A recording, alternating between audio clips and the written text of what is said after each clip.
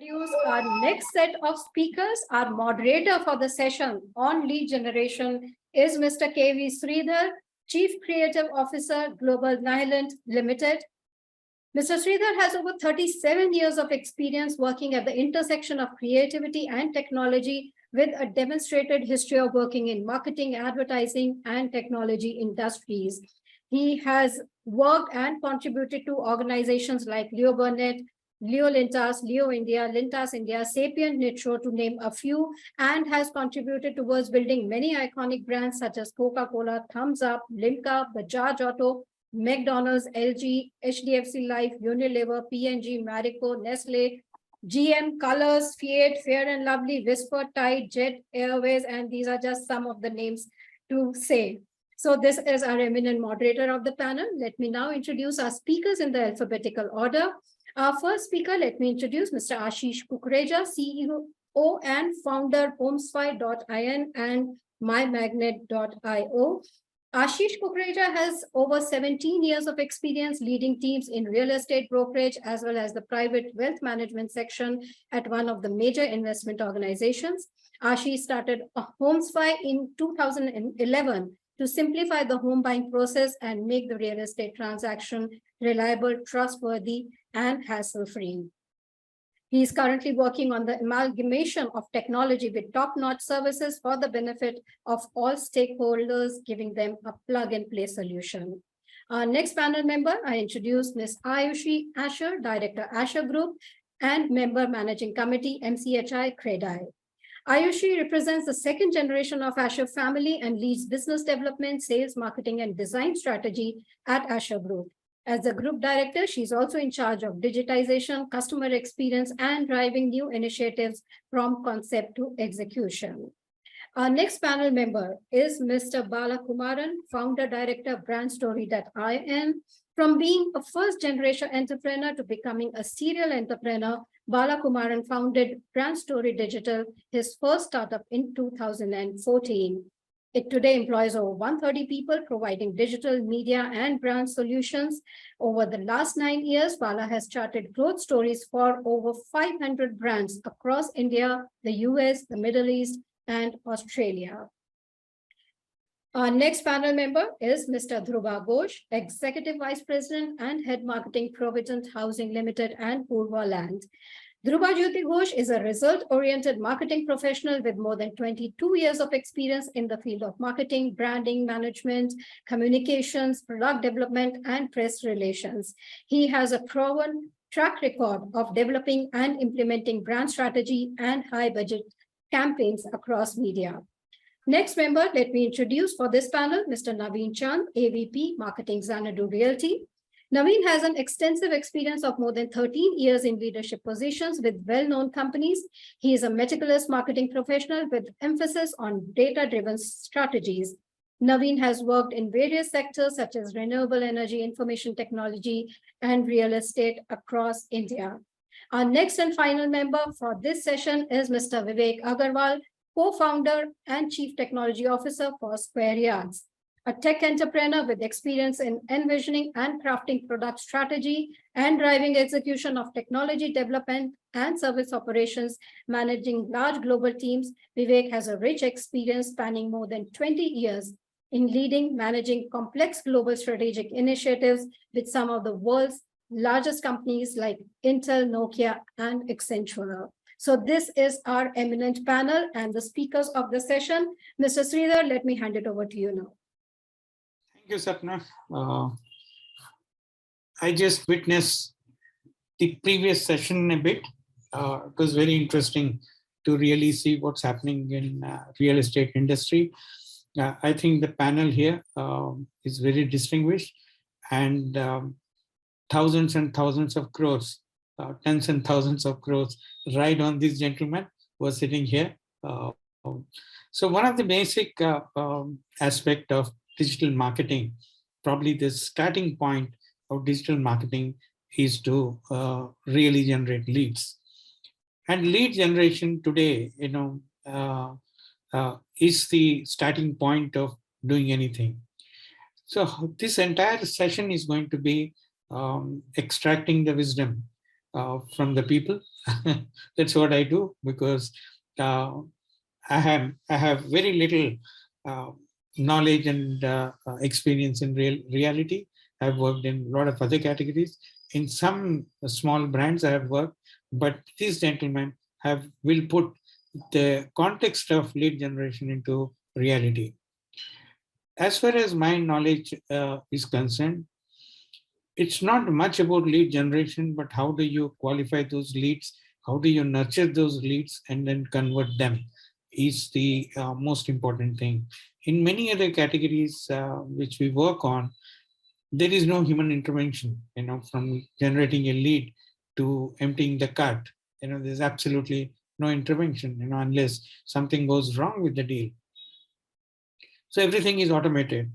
And then to some extent in reality, the first phase is automated, and the problems which they face is also the data not talking to each other. That's the reason why after buying a flat, you still get messages from the same real estate company to buy another flat or book a visit from there. So there are a lot of issues and problems, because this, unlike FMCG or durables or any other categories, this depends highly on networking. Networking of sellers, like finance category is almost similar to what you guys do. So how do you actually bring all that and then organize the data to really give more value for money? In most of the categories, people are very happy to get a click-through ratio of 0.25 to 0.5. Still, it is absurd to me. That means that we are not sharpening the target segment clearly. So much of wastage. If you have 1 billion people visiting, seeing the impressions, and then finally few million people actually click through, and out of that only few lakh people will actually interact with your website, and then few thousands will actually look up the content which you present there, and then maybe a few thousand leads may actually generate. This is all very optimistic. Few thousand leads may generate in site visits, and probably you can sell a few hundreds. So it is the user journey is quite tedious in this, quite involved. Unlike anything else, this can never be impulse to really to really compare with other categories. So I see a lot of challenges from lead generation perspective to actual conversions. This is a very unique category, like any other high ticket item. The second part, to put everything in context, are there any trends or new technologies which can help reality category to make it far more efficient, the first couple of processes which we have in the user journey? So there is generative AI, and there is automation of content today, and then people have been talking a lot about what search is undergoing. So any of these things really help us to really make this entire process far more effective, far more lucrative, and then far more profitable. That's the basis of today's discussion. And first couple of minutes, I just want each speaker, all of you have tremendous experience in the category. If you can reflect upon what the current situation of the category is, and then what is the process which you use to generate, nurture, and convert these leads. If you can just quickly sum up, and then what are the trends which you see, maybe we can pick up a couple of them and then spend a little more time in debating them. The first round, and I would request all the panelists to really reflect upon your thought, your experience, and then your own crystal gazing. So let's start with Ashish. So can you just, Ashish, can you just reflect on this for a couple of minutes? Thanks, Sridhar. Thanks for having me, and it's a pleasure to share my thoughts on this topic. Hope I'm audible. Yeah, you are. Super. So Sridhar, for us, on the top of the funnel, it's very important that uh, we focus that our differentiation comes from high service levels and probably trying to generate good quality leads. So for that to happen, we obviously see to it that we do a lot of brainstorming before we get into any lead generation. Let's say project. For us, every single project uh, comes out with its set of challenges and its set of opportunities. So I think that is something which we keep in mind, that we are not selling product here, we are selling solution. So it's very important for us that we focus on how do we sort of connect with our consumers, and that becomes a very strong background for us before we start working on any strategy. So if I have to give you a perspective, every project comes out with different ticket size, different micro markets, and we can't have a fixed solution for either of them. Every project has its own combination working for it. So just to give you very raw perspective, something like Facebook may not work in South Bombay at all, and probably something like Facebook will give you something really really good at low budget markets, and probably KDMC, or these are the smaller markets in Mumbai. So we do a lot of brainstorming ahead, and then as we go on to the middle of the funnel, we do focus a lot on content and community building. We focus a lot on creating brand awareness, and also trying to sort of do a lot of video content to make sure that we have a mind share of the consumer who's already part of our funnel. And as we progress, we keep giving a lot of uh, smart information to our agents, because we don't think we are in the business of property. We think we are in the business of people platform. We fundamentally believe that we are here servicing our agents.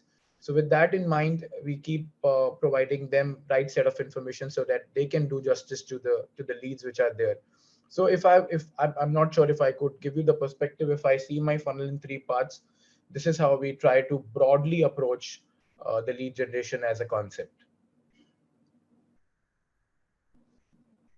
You're on mute, Sridhar. Wonderful. You have touched upon the nature of reality is much more local, much more area and geography specific. And then how do you actually talk to the relevant people? How do you create the content?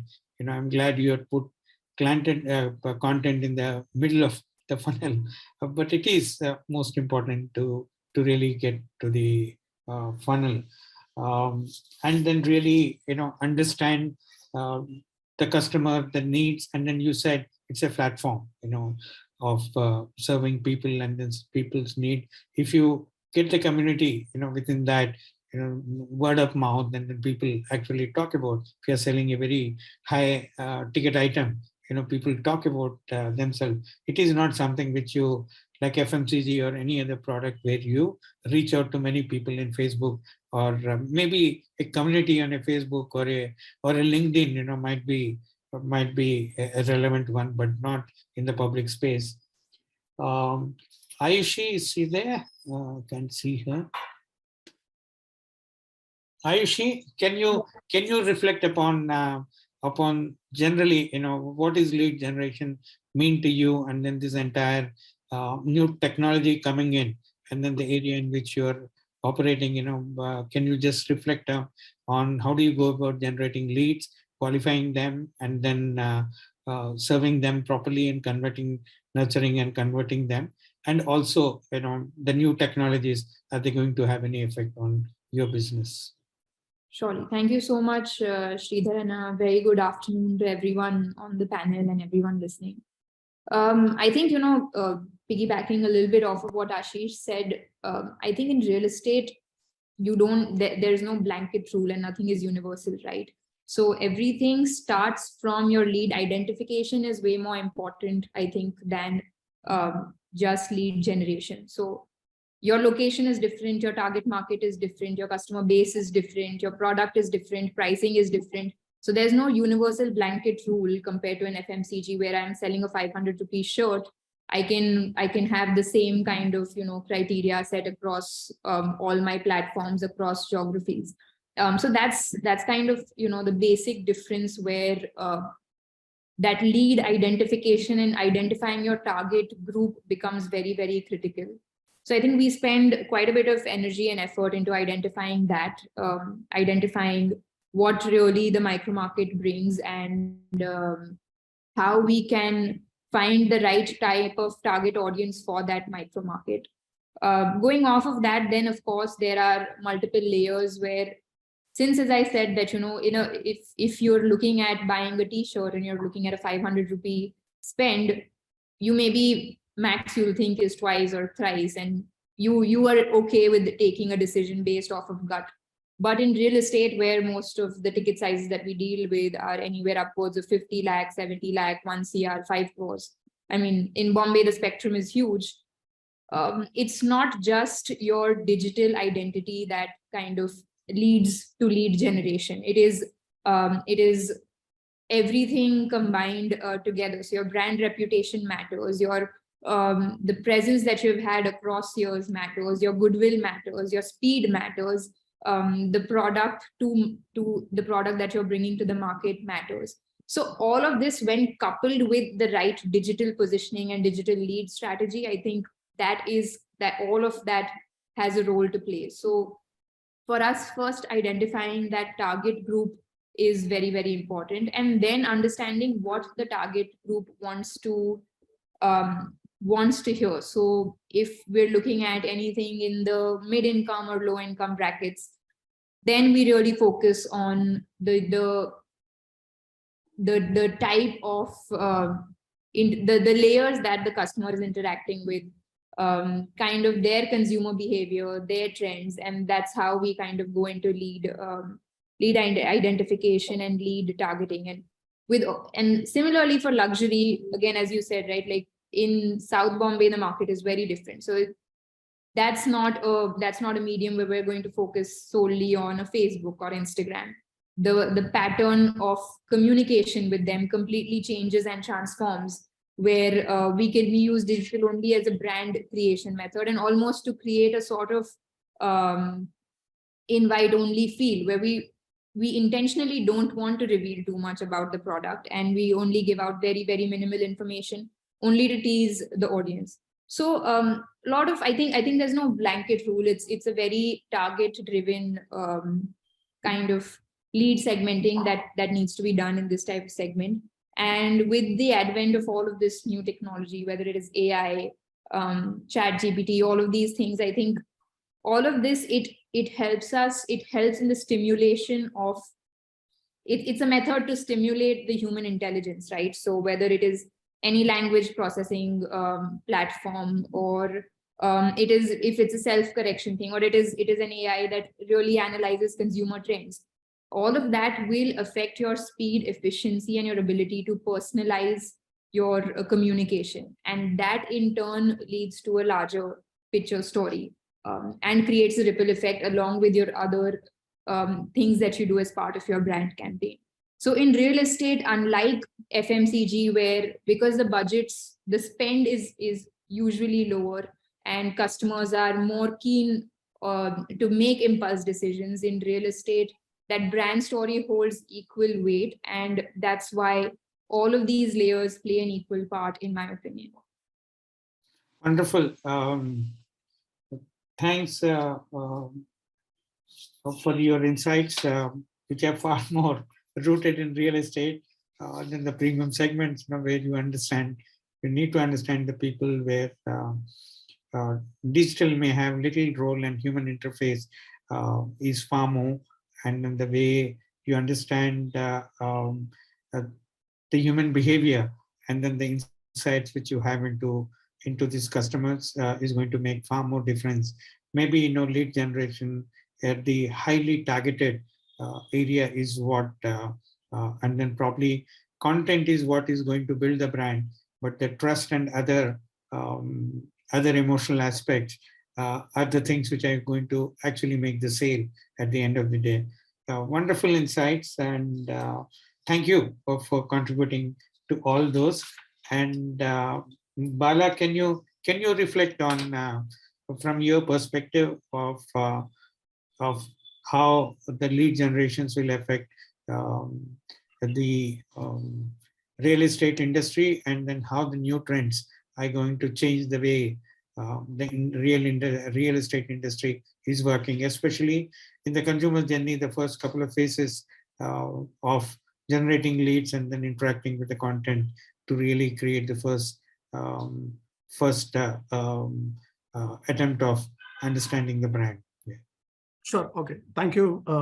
And a very good evening to the esteemed panel. So thanks for Ayushi to mentioning the importance of brand story. That happened to be my company name as well. Thank you so much.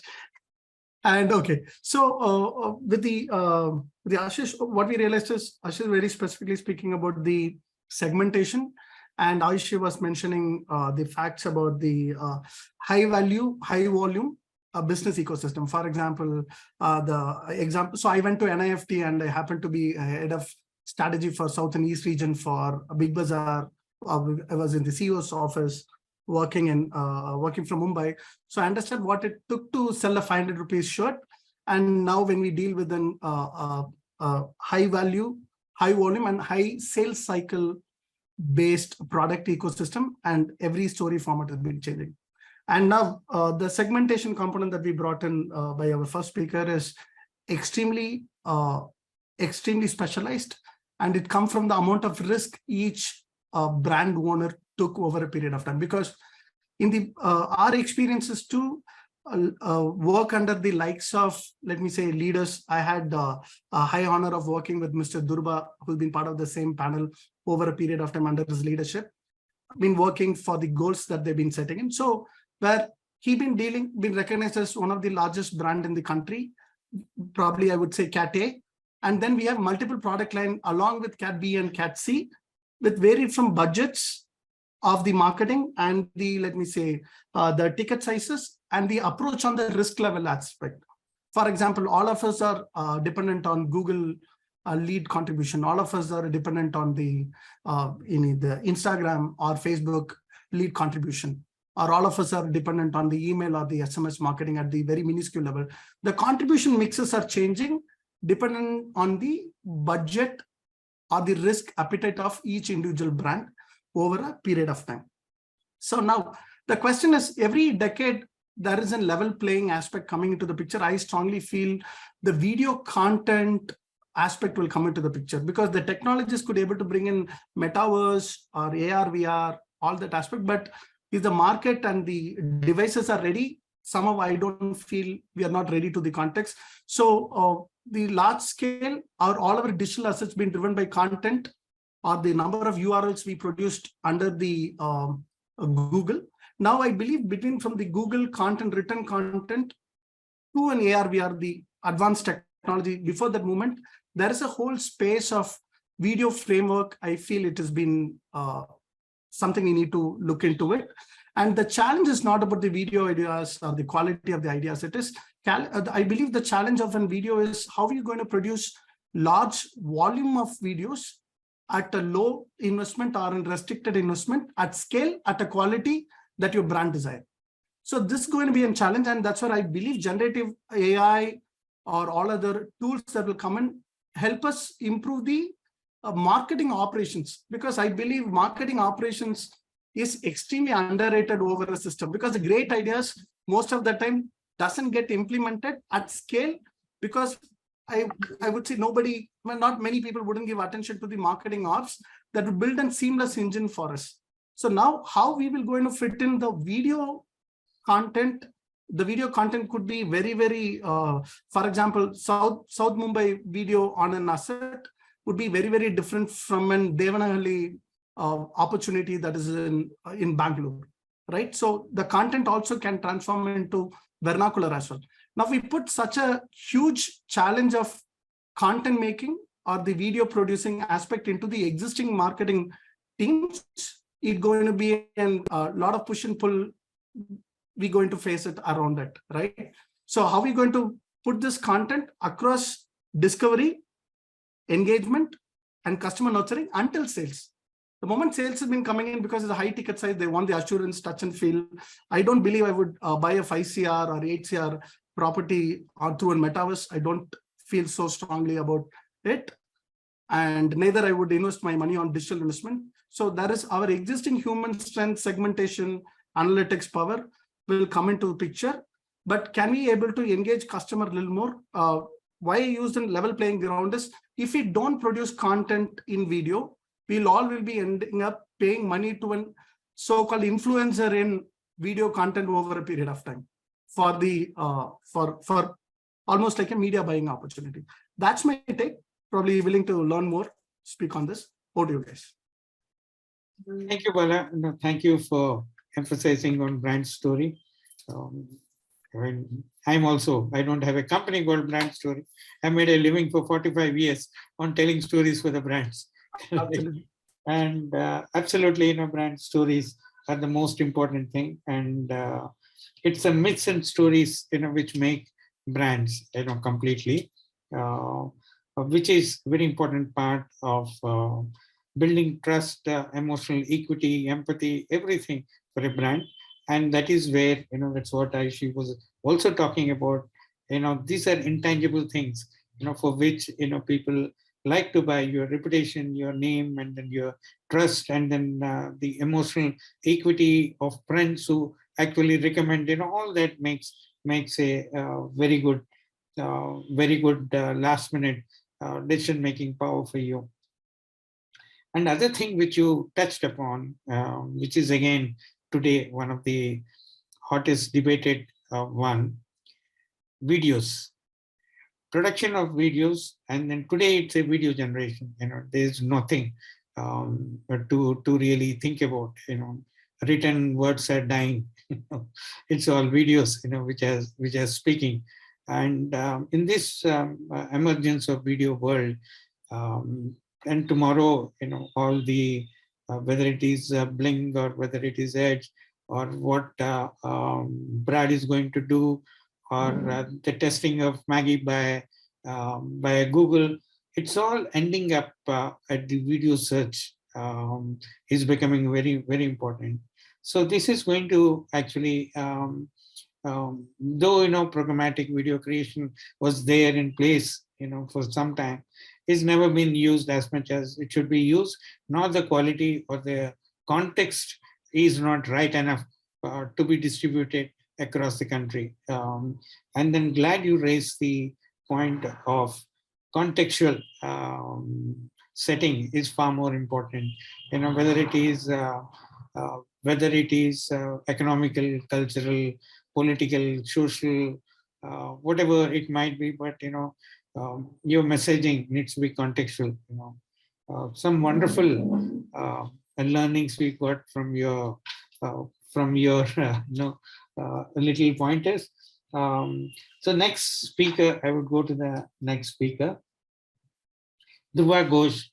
If you can, Mr. Dhruba, if you can reflect on your industry and then the lead generation and then the debate which we have been having, that the new technology is going to have any impact on whatever we are doing. We're a very, very different segment from anyone else, and then we don't follow what others are following, is what coming across all the things. So how do you go about generating your leads, and how far technology is going to make an impact? Thank you so much. Good afternoon, everyone. Good afternoon, Mr. Sridhar. I think whilst I've been working with Bala and Vivek from time to time in terms of generating a whole lot of content, various SEO, various other aspects of marketing along with them, and I think it's been a great journey into the real estate, where the hunt for leads, or hunt for the right lead or the customer, which we all flirt with to bring them on board, is a journey that is being continuously doing. So I think every eminent panelist who mentioned about how to generate the leads and the activities that one is getting involved in doing, I think the along with the technological advancement, even the organizations in the real estate, as well as the partners in terms of agencies and all, they're doing a fantastic job in actually working out various ways of generating quality leads from various aspects. So, I mean, I would not, get into that aspect of it more, but I would like to touch upon something more from what we could get more from a lead that we generate out. Because I mean, maybe it is EV360 or through video marketing or through any of the other ways that we generate lead. The crux of the matter is that only that 25% of the lead that we generate out of the dollars that we spend on it makes a little bit of sense for us to take forward. And at the end of the day, only probably less than 2% of the people of the leads that we've generated is actually getting worked. So it's very important for all of us marketeers is also start to look very closely upon how do we make use of these leads or the data that we are generating from of the interest that is there from a consumer of a very high involved product. How do we ensure that that works much harder for us? So I think that is something which I would like to touch upon, wherein I think the leads that are generated, it's very important that each of the leads become, act in multiple ways in terms of generating even further leads. So first of all itself, I think it's very important that we as our various organizations respect the leads and bring in the culture of a data-driven culture. We talk about other cultures in the organization. I think with the where we see the spends of the overall spends in India on advertising itself is at a trillion rupees. 50% of it, or more than 50% of it, is actually going into digital. Yeah, and that is as much data that we're generating. And imagine if we do not, use that in the most efficient manner and make that work harder for us. Actually, the dollars are just going away. So I think it's very important that we drive within the organization how that each lead can become more for us in terms of, adding multiplicity to that that lead itself. So one is about, whilst we capture the data, how do we actually ensure that more quality data starts getting developed around the lead that has been generated from various touch points, basically, as well as from the from the entire internet world itself. Again, I think it is very important to see that even with one lead, can I make it into multiple ways of working? Because a lead is for a home buying per se, doesn't stop at something like just about that one individual who wants to buy, but it's a family which gets involved in it. And hence a family of a person with the spouse becomes two leads for me directly, and both can be communicated at the same time with a different language or different approach to bring in one influencing the other. So that itself doubles my lead itself. So I think these are very important. Similarly, I think there are these platforms which we all need to adopt in terms of how do we communicate, how do we create a customer journey for each of these leads across the entire mapping of where the lead came in, what kind of communication had happened for the first time. The second time, why do I need to use the same communication or repeat the same communication by hitting them? Can I do another kind of a communication? So, and the third time again, when I touch upon that, can I do another point of communication to them? So I think the CDP models which are coming in, the platforms which are existing, is something that we should and must start using to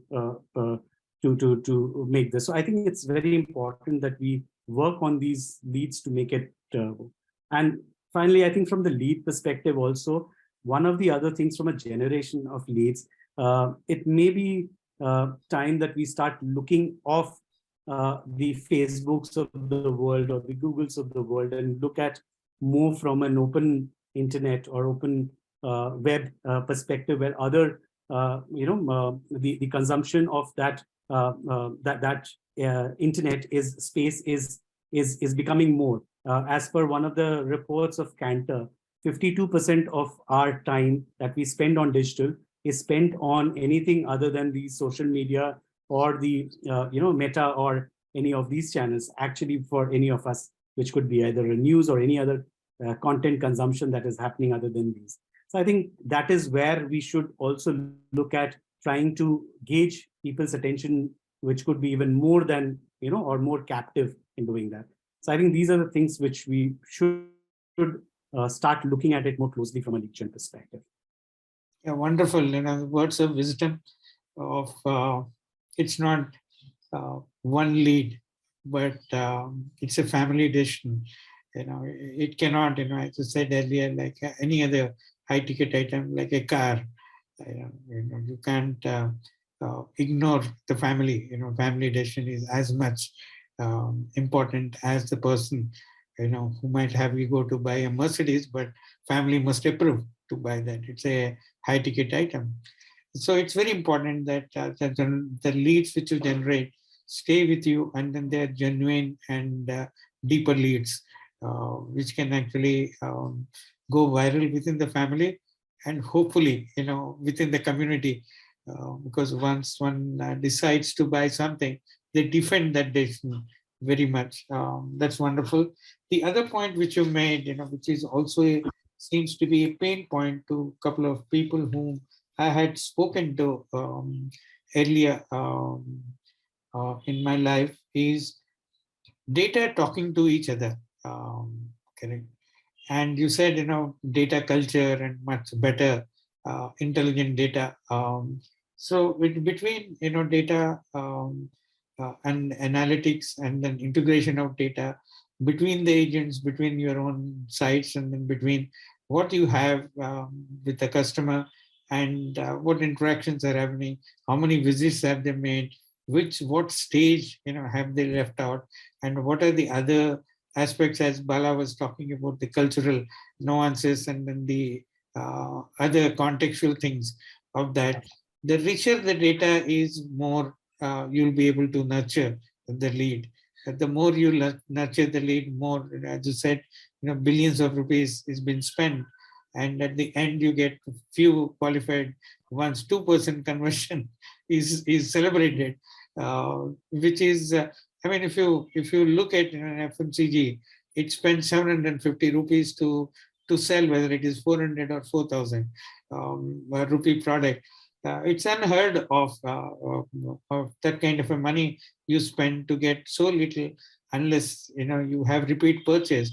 And then in your category, there's nothing called repeat purchase. It's once in a lifetime purchase. Very few may have, so therefore, the category is different, the thing is different, and then the way, the content, and then the building of the brand, and then the human interface, and then how do you take, and then the intelligence which go before the human interface takes over is far more important. And once the human interface starts coming in, and that's where Ayushi spend all her time in explaining that, how the brands are far more evolved, when you actually spend time, build trust, and intangible things you spend with them. And thank you for spending your thoughts. And Navin, can you share your thoughts, please? You Hi, Sridhar. Yeah, probably you may have an advantage because there's so much has been discussed. You can come up with something which is refreshingly different and smashes. I hope so. I hope so. Good afternoon to other fellow panelists and to the listeners of this particular panel discussion. So I think before I start, I would like to give a perspective of how difficult it is to do marketing or sales in real estate. Because if you compare to any other industry, real estate, what it does, it creates a product which has a life cycle of about 3 years, 4 years, because from a launch to a handover, that's the kind of life cycle that is there, right? And all that you want to do for a certain product is all limited to that period. As compared to if you take any other industry, any other product, the lifetime of the product is much more. So you can invest a lot of monies during the launch period and take the revenues out at a later period of time, right? But real estate doesn't give us that leverage because of the life cycle of the product being smaller. And hence what becomes important is that if the brand is very strong, it is easier to launch new products, which is shorter time cycle and still be successful. So I think that's one perspective I just wanted to bring in before I start the discussion. Now at Xanadu, the way we approach sales and marketing in real estate is a little different. And while I've heard a few comparisons with FMCG, I think Ashish and Ayushi did that. We try to look at marketing and sales in real estate from an FMCG point of view, actually. So the way we approach it is that how can we make sale or consumption of a real estate product almost done even before someone walks into a site, because real estate final sales still happens at the site when people come and look at a model apartment, have a discussion with the sales team members. But we are trying to kind of reduce the dependency on this last leg, which is there as part of the sales cycle. And if we look at any of the recent successful project launches that have happened, we would see that say 60, 70, 80% of the bookings have happened at the launch time. What it means is that you create so much of a demand, you create so much of aspiration about that particular product in the consumer mindset, that all of this consumption happens much before actually coming, having a discussion with the salesperson, looking at the model apartment. People have already bought it in their mind. And the last leg largely then becomes just a point of sale, like how it is in FMCG, right? So if I go to a shop, I would not ask for a toothpaste, I'll ask for a Colgate. And that's the kind of approach we are trying to create in real estate, which I think is one of the first. And we have been fairly successful in few of our attempts. Recently, we did launch of a villa project in Bangalore, and we were able to sell it out in 21 days, all because of the kind of demand and aspiration that we created around that. So I think that's the first point I'll want to put here. The second important point, which I think a lot of panelists have touched before me also, is data. If we look at data, I think what is important is how we capture data, how we analyze it, how we get insights from the data, and how we use those insights in our business, starting from marketing to sales, post-purchase, etc. Now, at Xanadu, what we're doing is we have created an internal proprietary tool called Xanadu Decision Engine. And what it does is it captures information or data from consumers across all touch points.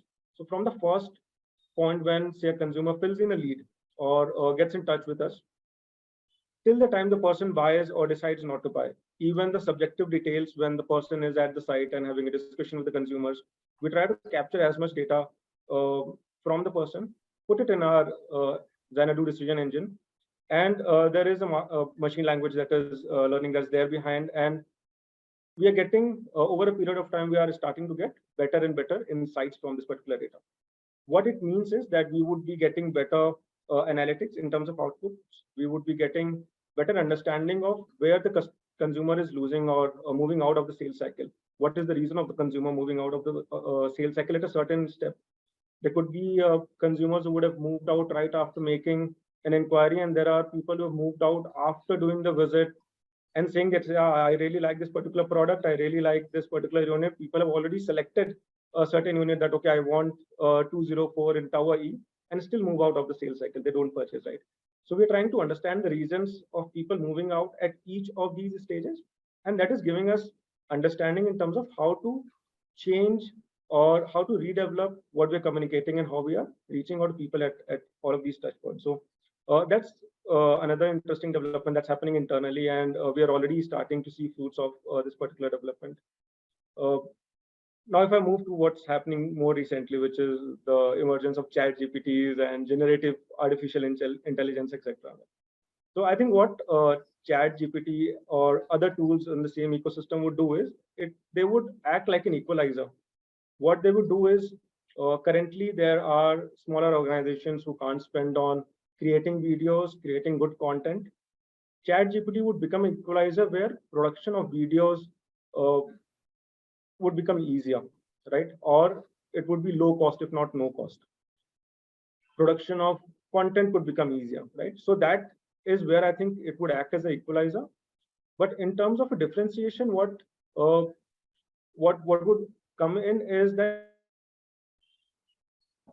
are the people who would be at the top. So if someone is able to ask the right kind of questions to these tools or give the right kind of prompts to create the video to these tools, are the kind of people who would be able to get a better output from whatever is happening recently. So that's what's happening on the chat GPT, because if you look at Internet of Things was one of the most talked about words till about 2 years back. It's still there, right? But it has not changed the world. There are new technologies that have come in. IoT has somehow changed part of how smart homes and all are done within real estate, but still it has not kind of completely shaken the world around. While it was one of the most talked about things about 2 years back, ChatGPT, I think, or generative AI tools is in the same ecosystem, if I have to say. Or if we take example of, say, Google search or Yahoo, there is so much information available on these platforms, but it's about who uses it and how well they use it is what is going to create the difference. So I think that's what my take is in terms of how the new tools and whatever new is coming is going to change the world. Yeah, over to you, Sridhar, and happy to be part of the discussion. Thank you, Navin. I think you have raised something which is wonderful, which is so different from the discussion which we have been having.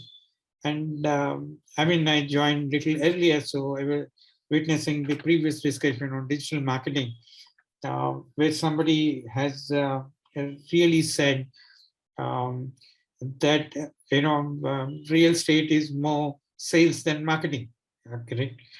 And then we focus so much on sale, and then there is hardly any marketing, and then we misunderstand between those two words. And I'm glad you raised this point that 80% of the sale has happened at the launch time. Correct. That's when Ayushi's point and other speakers' point of creating desire, and then the trust and then the brand values for which people actually click. That's where the context in which they're coming in. That's wonderful to really point that how important it is to really launch is such an important phase of real estate sale. And you also talked about the life cycle, how long a real estate. So often, in US, you see the companies who build, doing it for long enough, not just selling, but also renting them out, and then actually keeping their brand image. Here, the societies take over after 3 years. And then that is where the problems come on reputation. So wonderful insights. And then you said that AI is going to be a great equalizer for content creation or targeting or understanding customer from across all channels. So that's another beautiful point. And then we will go to Vivek. Vivek, can you give us your perspective, please? Yeah, I think being last in this panel, so I think most of the points have been spoken about, but I would just want to reiterate what Dhruba said, right? See, lead generation is one part of the ecosystem. How you are actually nurturing those leads and what happens once lead is generated, how do you manage the life cycle of a lead, that is very important. And Dhruba gave some statistics about like 25% of leads being qualified, 2% closers. I can say, I mean, those are the best of the numbers, right? The numbers are even worse than that. So, and it is not, I mean, a particular player's problem. I think it's a nature of the product, right? It's a real estate is essentially a push product. People are sitting on the fence and they need to be convinced over and over again to come to meet, to come on a site visit, to give booking amounts, right? It's a longish sales cycle, extends up to anywhere between 45 to 90 days, and sometimes even it extends to years as well, right? So how do you nurture that lead? How do you, and one more important point here is, I think what we missed here is like, see, we generate these digital leads, but a lot of these leads are discarded, right? Dhruba said 25% qualification. So 75% leads are being discarded, right? They are not even being qualified, but they had actually put a query on the lead form on your web page or on Facebook, right? So what happens when you call them, right? So we had done a few experiments around this, and the results are very surprising. So I would want to share some of those experiments, right? So what we did was, when these leads are being discarded by salespersons as saying as not interested, right? So we started giving these leads back to some other salesperson, and without saying that this lead has already been called once, right? And giving them as a fresh lead. To our surprise, the win ratio on the discarded leads is same as win ratio on the new fresh leads, right? So what does it tell? Whether the quality of the sales call was not good, the customer was not in a mood to talk, or like what? So I mean, these are things which needs to be looked on, right? The second thing that we experimented was, see, you need probably 5 to 8 call attempts to properly talk to a customer, right? So we started measuring the call connected times, how much, what is the conversation about, right? Bringing the data back, and then doing proper interventions. Similarly, scoring the leads on the parameters of like the emotional quality of the call, right? Then whether that customer is actually coming back to your website to see something, right? So that's a high intent customer. Whether that customer has set up a meeting or a site visit, how did that site visit go? Okay, so we started scoring these leads and then bringing back all of these discarded leads which are actually falling out of the funnel back into the funnel, right? And that's how we have been able to reduce our lead generation costs in a big manner, right? So we don't require new leads, like thousands of new leads every month. There are a lot of people who are in this funnel and who are undecided. So how do you bring back them into the funnel? What kind of messaging that you send? Dhruba talked about the customer CDP tools and all, right? So all of those things are the ones which have been working well for us. Regarding the generative AI aspects, I think, so we have been using generative AI for last 2-3 years for improving the quality of the listings on our platform, right? So agents, when they list the properties, they don't put good descriptions. So how do we make those descriptions good? How do we enhance the quality of the image? Now we are experimenting with generating videos out of those listings, right? With the voiceover. So all of these tools are being used, but as people have said earlier, it's not about the lead generation itself. It's about how do you nurture those leads, manage those leads. How do you make sure that your salesperson are talking in a relevant language to the customer based on his own context? That is what matters.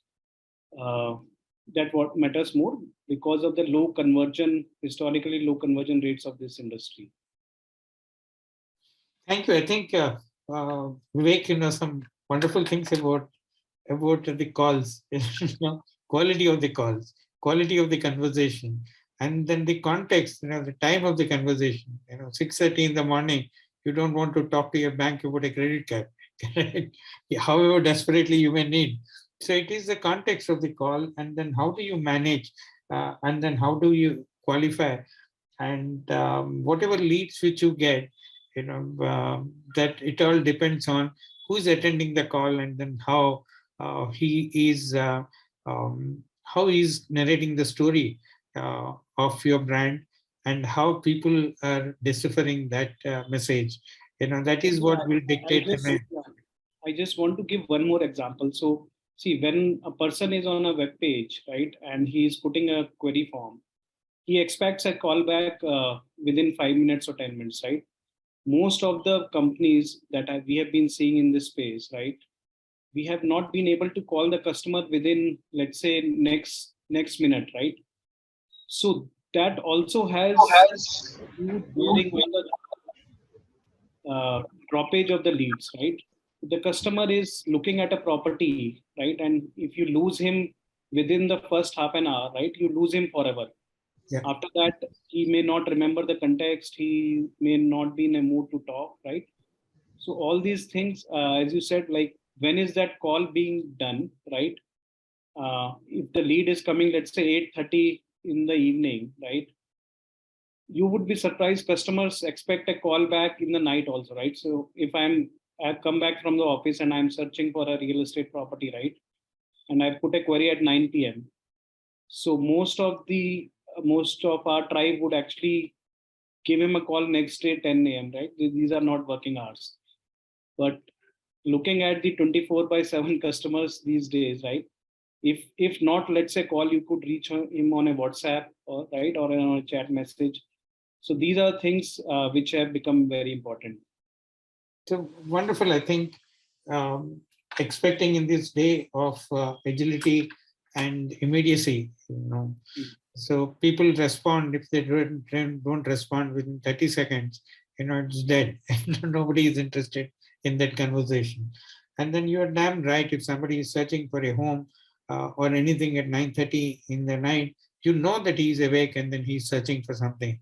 The gratification of getting a call immediately and then taking the excitement of wanting to buy forward, is what will make people experience.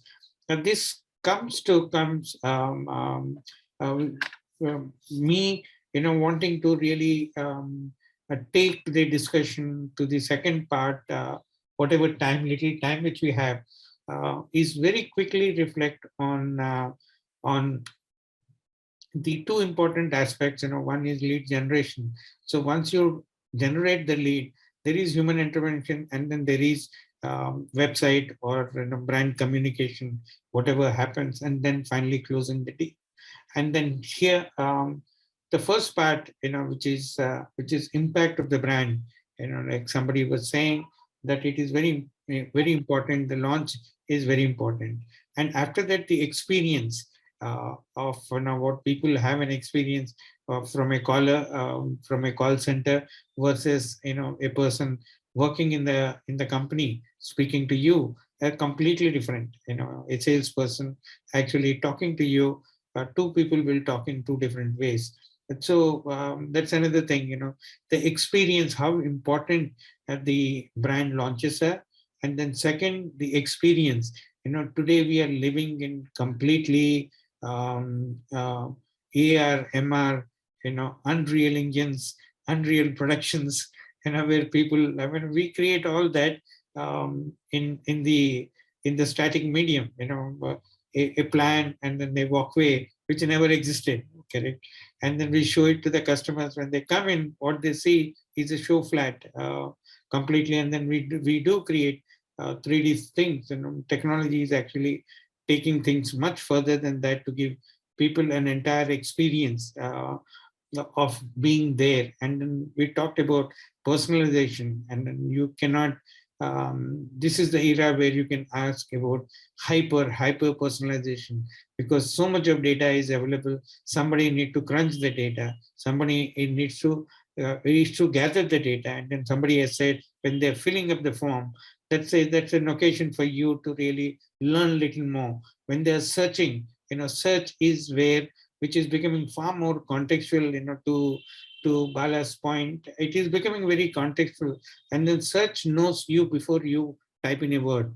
That's the era we are in, and then we are going to see a huge transformation of search in next 6 months to 1 year. Everything is at beta stage today, but we are hoping that search we have seen from Yahoo to Google 1 to Google 2, how it has changed, and then the new phase is coming where data is going to be far more personalized, and then you will know the context in which people are typing a word or expressing something, and then visual search is going to become important, and videos are going to become important, and visual, not just videos. We are living in a completely visual world, and then this visuals, AI is going to change the way we consume, create, and then use visuals. Today it has become easier. At one point in time, you need to be a typographer to know between 8 point to 10 point of any font. Today everybody knows, and then today people can create videos, and at one point in time it was prerogative of very few people, several hundreds in the country. Today, more than 500, 600 million people are creating videos every day. So in this world, this entire, how real estate brands will cope up with building a brand and then also creating this entire experiential journey before the human intervention happens. That is where I think, a lot of other categories feel that real estate fails. And then that's the reason why bounce rate is very high in spite of being interested in an apartment or in the category or in the area to buy something. So the entire digital journey is very abruptly disturbed. Once you are interested in that, the second part of me getting far more interested and creating, some spoke about the impact and then the campaign launches. But that's the second part. Experiential is equivalent to a brand today. Experiential is equivalent to 90% of a sale of anything today. So this experiential part of it, how far you think that it is important to reality, and then what is that which one need to do to really improve this entire, as everyone is saying that 20% to 2% conversion. That is an opportunity to make that entire conversion efficient. That is where a lot of global brands or experiential brands are focusing on. How can we improve the experience so that we become a better brand, whether it is physical or whether it is digital, whether it is Nike, physical and digital, whether it is Starbucks, which is digital and also physical.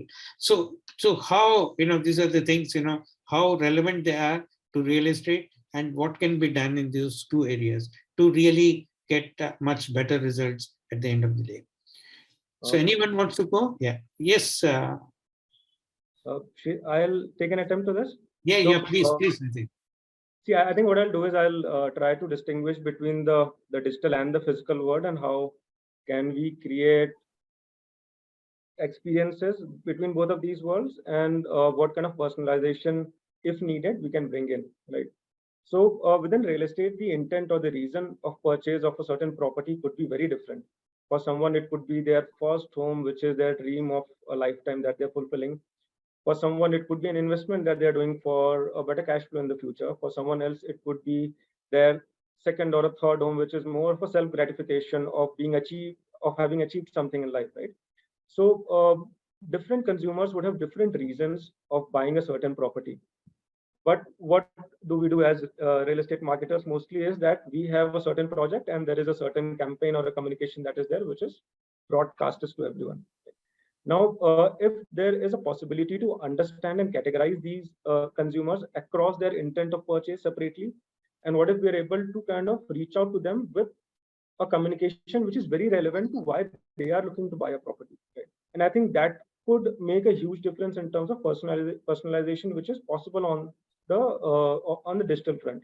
I'm sure a lot of us, when we do digital campaigns, we ask people why are they buying? Is it a self-use? Is it an investment, XYZ?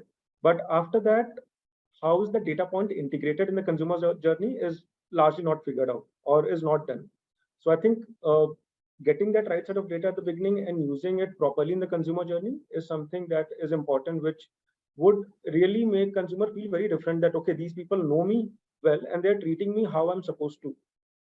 So on the digital front, that's, I think, one way of looking at personalization. On the physical front, real estate has a huge kind of range of price points that it works in, from around 15, 20, 30 lakh to 5, 10, 15, 20, 25 crore, huge range of price points, right? And the experience that people expect and what pushes them to make a decision and go ahead for a booking is very different in this price range, right? So while there is a big bazaar that works, there is also a very sophisticated supermarket that works, right? Because these are two different consumer segments. And according to the product segment that is there, if we are able to create the experience at site when people are coming to buy a certain property, which is very relevant to that consumer. So say if we are looking at a 40, 50 lakh property, what would also happen is that the volume of people coming in would be more. Right?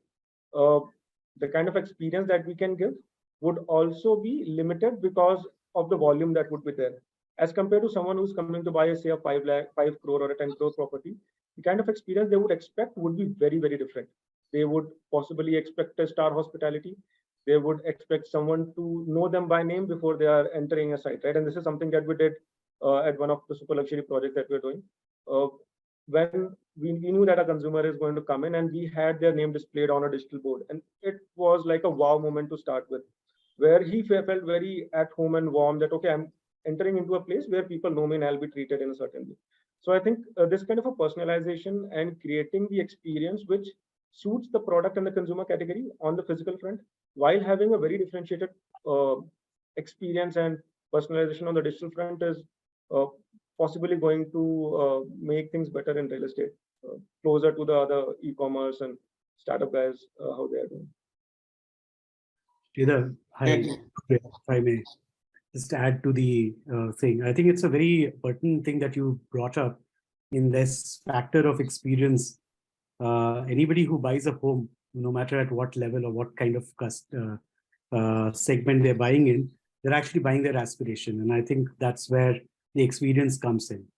And I think there are technologies and there are things which are into a very, very progressive stage at this point in time, wherein these experiences are getting merged from where a digital experience may start and you end the experience with a physical at your site.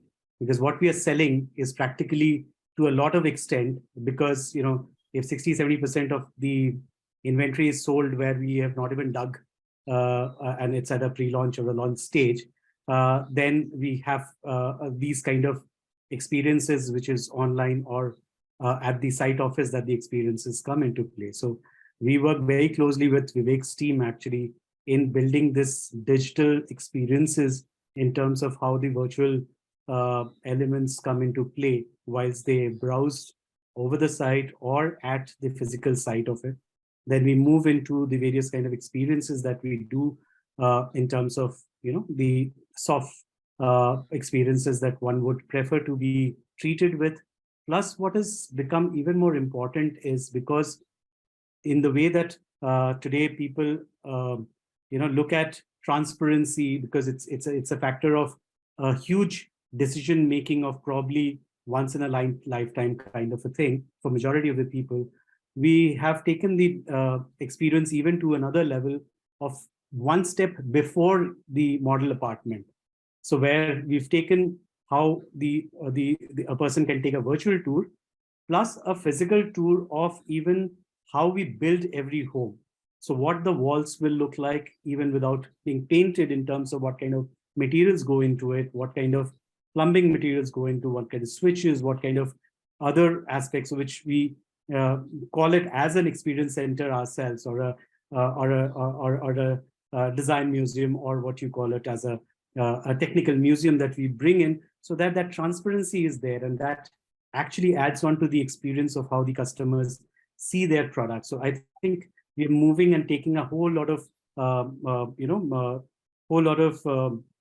borrowing a whole lot of things from the other industries also, in terms of where you see it, believe it, buy it. Thank you. I think what you guys are doing is wonderful. Thanks for sharing what you are doing. There was an experiment which we did with one of the real estate companies in Bombay for their show flats. They wanted the families to really be very happy. So one thing was, you get the best interior decorator and then you buy the best props which you can, and then stuff them in a show flat which people cannot afford. So, Sridhar, I'm sorry to interrupt, but we Yeah, have really, gone over time. Yeah, I'm just summing up. Yes. So the point is, when they checked into that house, into that model, whatever apartment, before walking in, we asked them to sign up with their Facebook account. When they signed up with their Facebook account, the television screens displayed their family pictures and whatever personal pictures, that suddenly made them feel like their own home. And then tea was served on the dining table. It was not something which people cannot touch. So experience is everything. You know, experience makes the last minute decision for people, especially in a category like yours.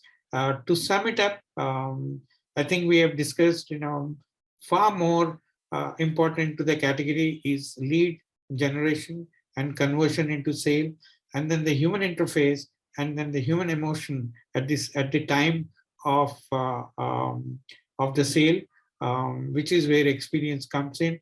And then we talked about how brand stories make a difference, and videos are becoming important, and AA is becoming an equalizer for everyone. Thank you, panelists. That's the time which we have, and Sapna is going to kill me if I take any more minutes. But thank you, everyone. We have some questions as well from our audience, but unfortunately, because we have next set of speakers already there, but one question, Vivek, I'll have to take it with you.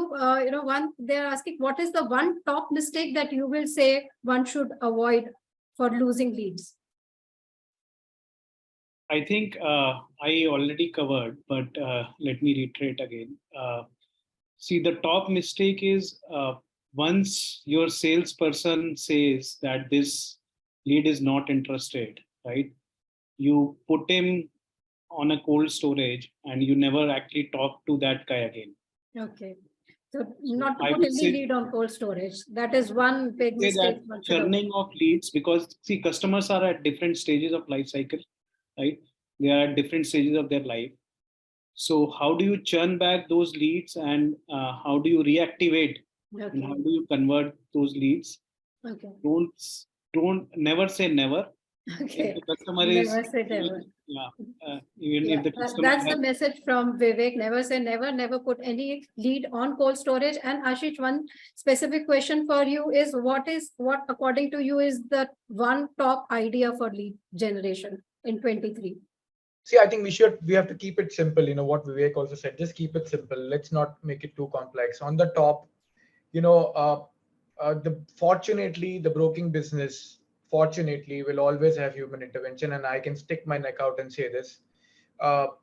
Internet would have destroyed travel agents, but it enhanced banking. So anything which will come in terms of technology will always enhance us as tech-enabled brokerages. I call such companies as TEBs, tech-enabled brokerages. So they'll only help us to run the funnel better and stuff like that. But human intervention, first thing which I tell to my people when they come on board, we are not brokers, we are not advisors, we are doctors.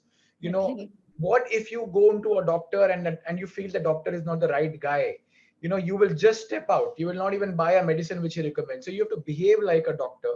If we behave like doctors and we get the support from all the technology around, then we create that value. So keep it simple, give them the right information, give the right information at the right time, and I think you will crack it.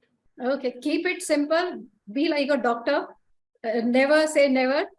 Again, that's I think the James Bond title, but thank you so much. I think that was a wonderful conversation, and thank you everyone for that inputs that you shared with our audience. We have many questions, but we will take them online. Thanks, Mr. Sridhar, for that wonderful moderation of the panel. Vivek, Bala, Navin for being here with us. Mr. Ashish Kukreja for sharing your views on how lead generation can be made better. Dhruba, always a pleasure to have you here with us. And Ayushi, she had to get to another meeting, but thanks Ayushi for being here with us and being part of this panel. Thank you, everyone. Thank you. Thank you.